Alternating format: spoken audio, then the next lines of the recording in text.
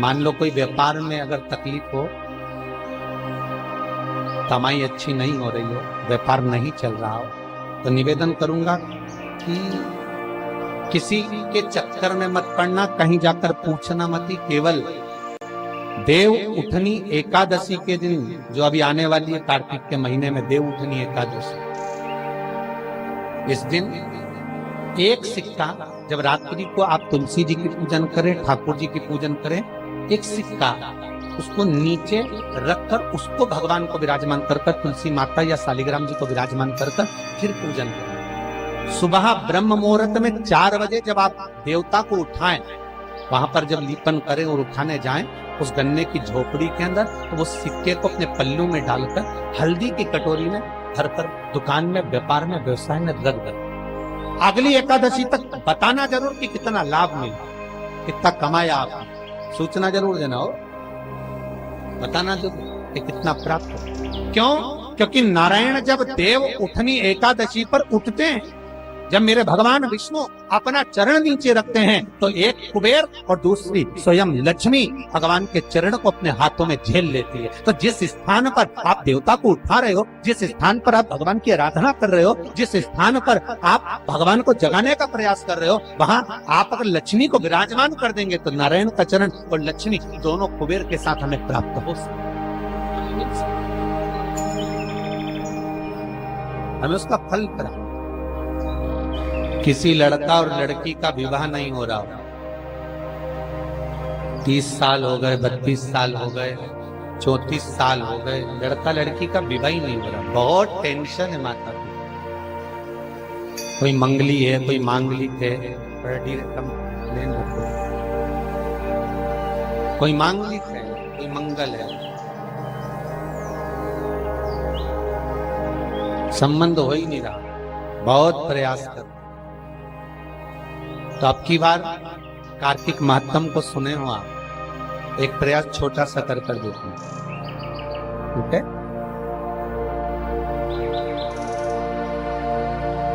4 दिशा का स्मरण करिए, पूरब, पश्चिम, उत्तर, दक्षिण। हथेली पर आटे का दीप लगाइए, घी भर लीजिए और 4 बत्ती उसमें अलग अलग रख लीजिए। थोड़ा सा पीला चावल हल्दी में कर उसमें डाल दीजिए। जो लड़का और लड़की का विवाह करना उसी के हाथ में देना है। और देव उठनी एकादशी के दिन,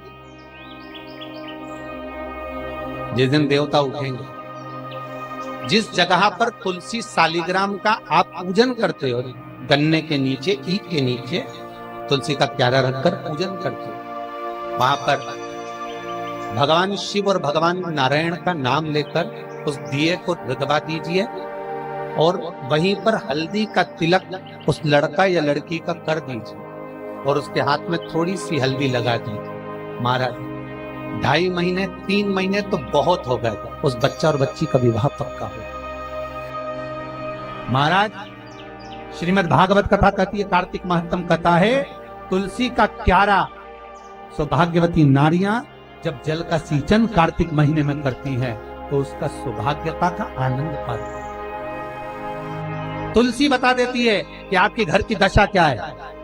बार बार जल डालने के बाद भी तुलसी सूख रही है, बार बार आप पूजन कर रहे हैं, पाठ कर रहे हैं, तो भी तुलसी के दल सूख रहे हैं। तुलसी बता देगी कि तुम्हारे घर में तकलीफ आने वाली है, कष्ट आने वाला है, सूख रही है।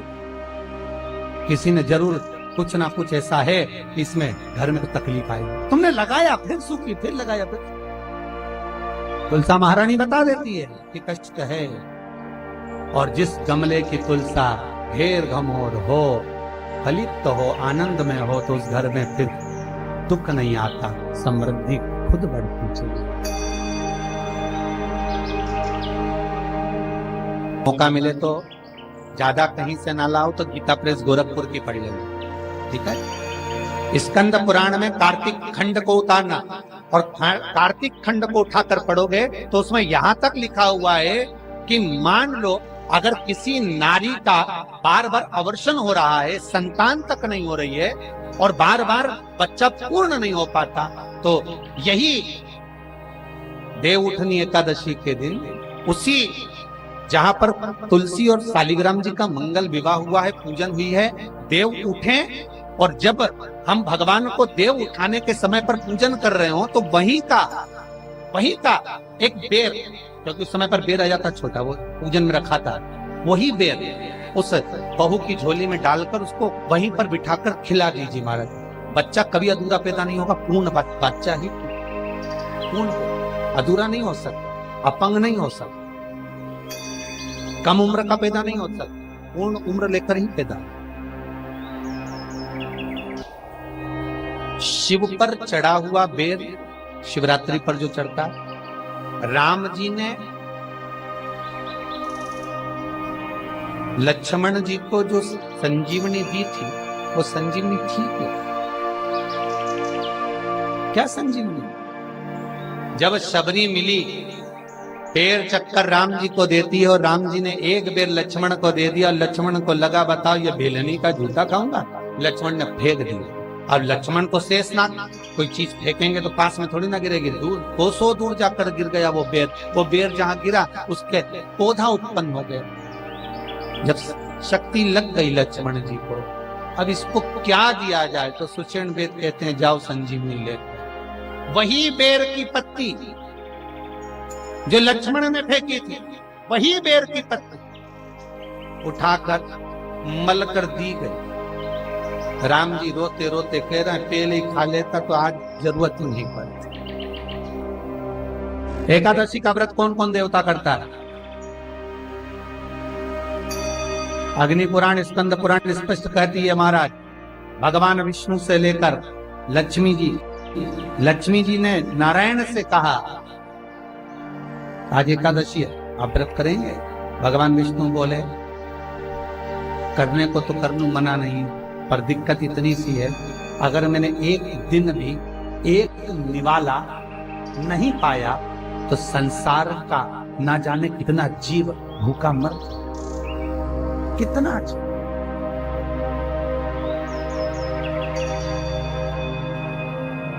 लक्ष्मी जी ने कहा तो मैं व्रत करूं कि ना करूं? नारायण के शब्द सुनिएगा महाराज, स्कंद पुराण, विष्णु पुराण, अग्नि पुराण। नारायण कहते हैं लक्ष्मी तू एकादशी का व्रत कर,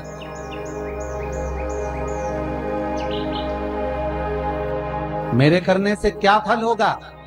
भगवान विष्णु अपनी पटरानी लक्ष्मी से कहते हैं, अपनी धर्मपत्नी से कहते हैं लक्ष्मी, नारायण अगर एक क्षण खाया बिना रह जाए तो पृथ्वी पर अनाज उत्पन्न नहीं होता, जमीन पर जो बीज बोया जाता है वो बंजर हो जाता है। अगर नारायण ना खाए तो अन्न का भाग मिलता नहीं है। संसार का लोग जलचर, थलचर, वायुचर सब भूखे मर जाए। और लक्ष्मी अगर तू एकादशी का व्रत करेगी, अगर नहीं करती है तो जितने माताएं, जितने पुण्यवान जीव एकादशी का व्रत कर रहे हैं घर में तू प्रवेश नहीं करेगी। अगर तूने एकादशी का व्रत करा है और संसार का कोई मानव, चाहे जलचर हो, थलचर हो, वायुचर हो, जीव किसी भी तरह से अगर एकादशी का व्रत कर लिया है तो तू कम से कम उस घर में प्रवेश तो कर दे। इसलिए तेरा एकादशी का व्रत करना है।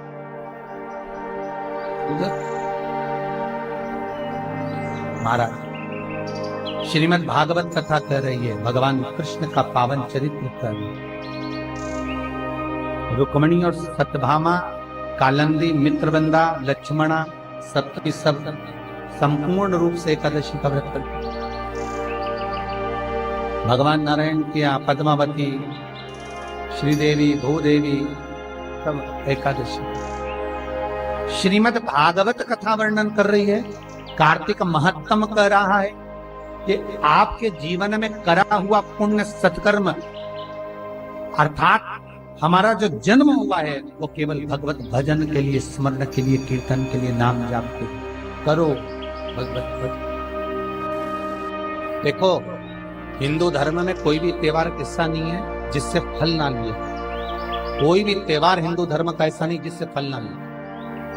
आप एक एक त्योहार का स्मरण कर लीजिए मान, बस आज के जमाने में त्योहार को केवल एक ढोंग बताया जाए। जैसे करवा चौथ का दिन आया तो कई प्रवचन करता, कई लोग जो प्रवचन देते हैं, कई हम लोगों ने भी सुना, कई की क्लिपिंग और व्हाट्सएप पे चलती है। कई लोग उसमें कह देते हैं कि उल्लू एक बार लक्ष्मी जी के पास गया और जाकर कहा हमारी पूजन नहीं होती तो लक्ष्मी जी ने कह दिया कि करवा चौथ के दिन। ऐसी जो क्लिपिंग बनती है गलत है।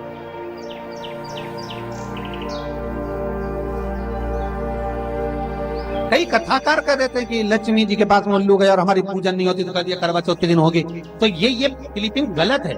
ये इस तरह के जो मैसेज जगत में भेजे जाते हैं, व्हाट्सएप पर चलते हैं, इसका विरोध ये गलत। हमारे हिंदू धर्म का एक एक त्योहार, हमारे हिंदू धर्म का एक एक रीत रिवाज, हमारे भारत की भूमि का एक एक त्योहार हमें सुख और समृद्धि देने वाला, कोई साधारण नहीं है। सुख समृद्धि देने,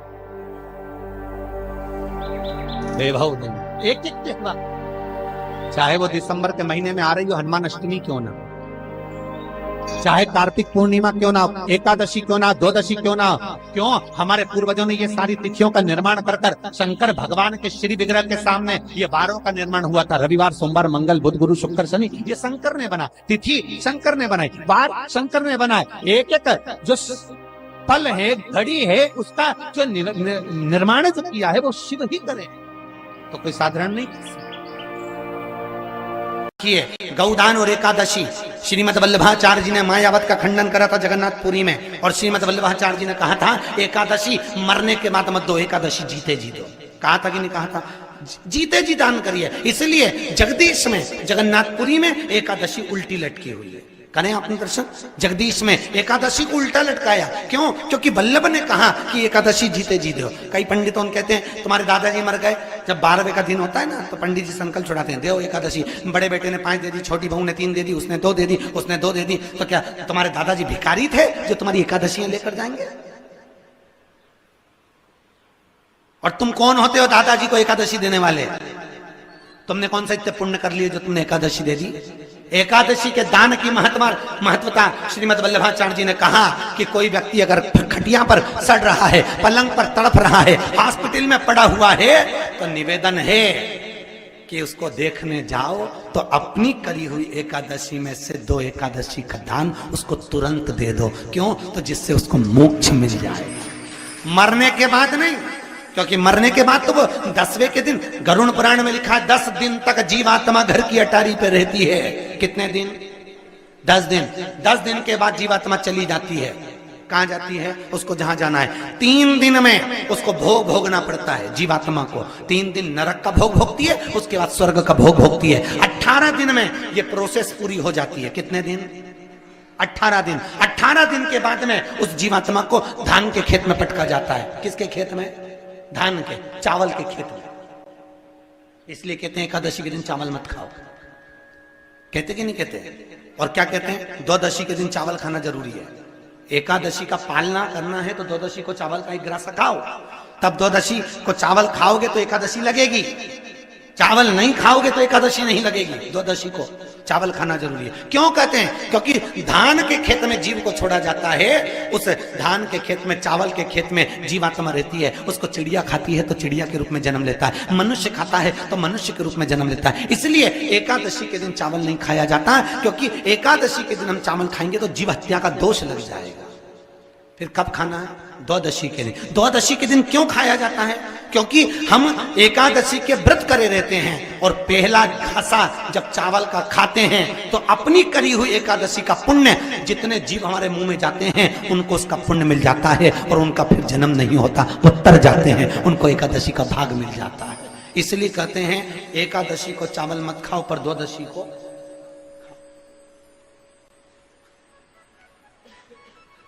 खाइए। 10 दिन तक जीवात्मा है, और आपने एकादशी कब दान दी? बोलो जम के। 12वें के दिन, 13वें के दिन आपने एकादशी का दान दिया, वो मिली उनको? अरे बोलो अच्छे से। आज देवउठनी एकादशी है। संपूर्ण भारत की भूमि पर, संपूर्ण विश्व में आज भगवान कृष्ण शालिग्राम जी भगवान और तुलसा मैया का मंगल विवाह हो रहा है।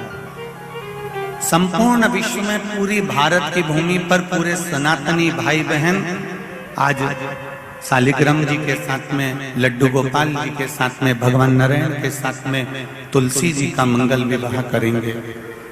हम भी चाहते हैं कि आप भी मंगल विवाह करें, पर निवेदन है आप भी भीष्म पितामह जैसे आज भगवान से कह देना, भोलेनाथ मैं भी अपनी बुद्धि रूपी बेटी को तुझे समर्पित कर रहा हूं, इस बेटी को तुम ले। सबसे ज्यादा भटकने वाली है ये बुद्धि, ये चित्त, ये वृत्ति, ये भटकता रहता है।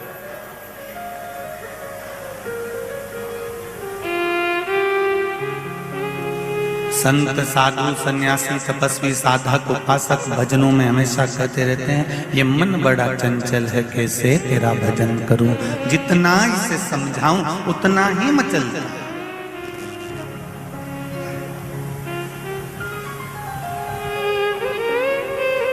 ये बुद्धि इतनी विचित्र है, ये बुद्धि, ये मन, ये चित्त इतना विचित्र है कि ये स्थिर रहता ही नहीं।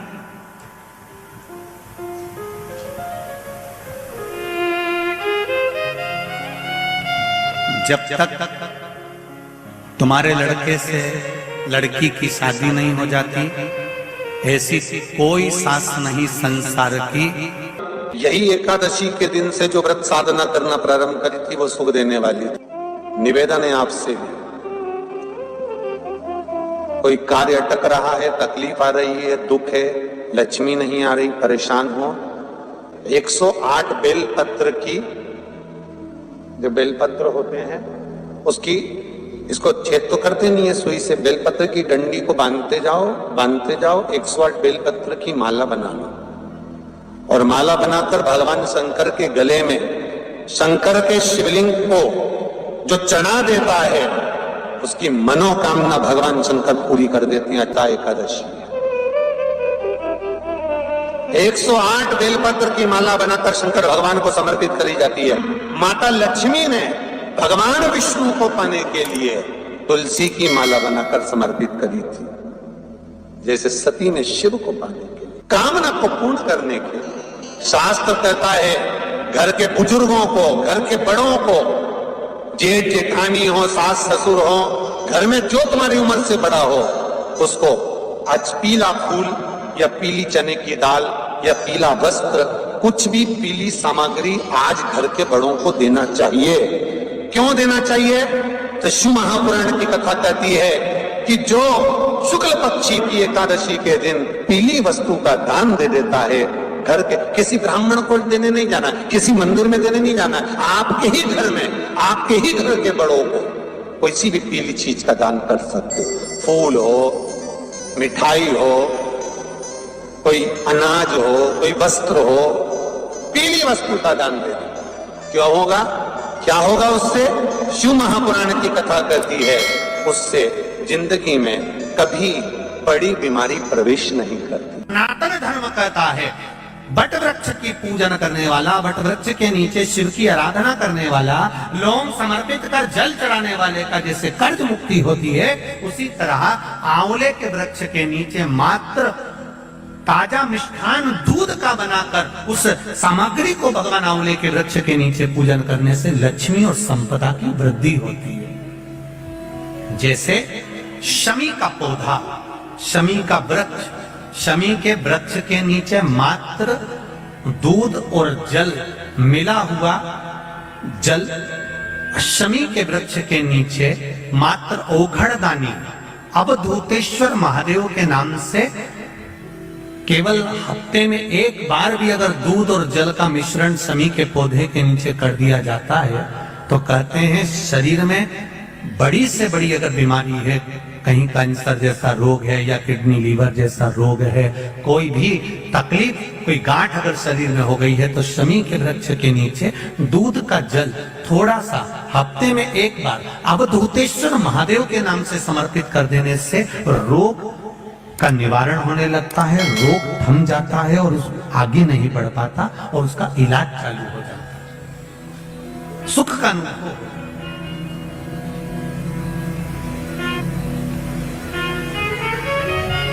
बस एक बात का स्मरण रहे आप, आंवले के वृक्ष के नीचे अगर कोई भोग लगाया गया है पा सकते हैं, पीपल के वृक्ष के नीचे कोई भोग लगाया है पा सकते हैं, बट वृक्ष के नीचे कोई भोग लगाया गया है पा सकते हैं।